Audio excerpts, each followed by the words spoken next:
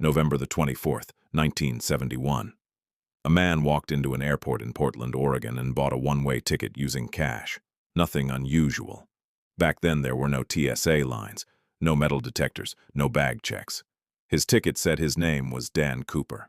He boarded Northwest Orient Flight 305 heading to Seattle and took his seat like any other passenger. Dark suit, white shirt, black tie, quiet, calm. Nobody on that plane knew they were about to become part of one of the strangest unsolved mysteries in American history. Shortly after takeoff, Cooper handed a note to a flight attendant. At first she thought it was a phone number. Then he leaned over and quietly said, "You'd better look at that note." The message claimed he had a bomb.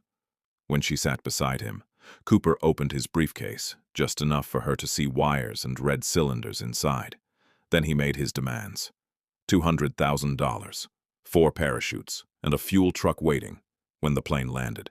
Strangely, witnesses later said Cooper never panicked. He wasn't angry. He wasn't screaming. He ordered drinks, smoked cigarettes, acted almost relaxed. The plane landed in Seattle. Passengers were released. The money and parachutes were delivered. Then Cooper ordered the aircraft back into the air. Only this time, very few people remained on board, as the aircraft flew through darkness over Washington state. Something happened. A warning light appeared in the cockpit. The rear stairs had been lowered.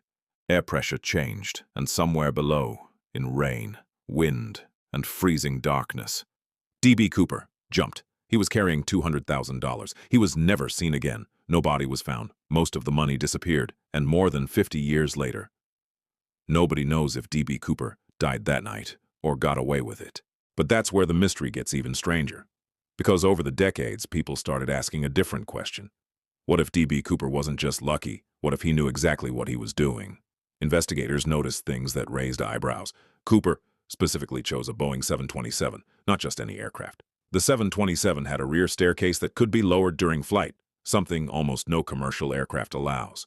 He requested 4 parachutes instead of 1. Some believe that was intentional. If he only asked for a single parachute, authorities might assume he planned to jump alone and risk giving him defective equipment. But 4 now.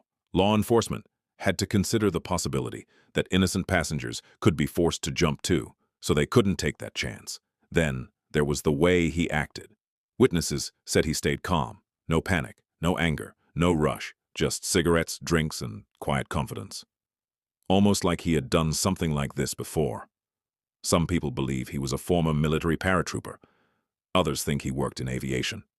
A few even think he never intended to survive the jump at all, and then came the biggest question. If he died that night, where was the body?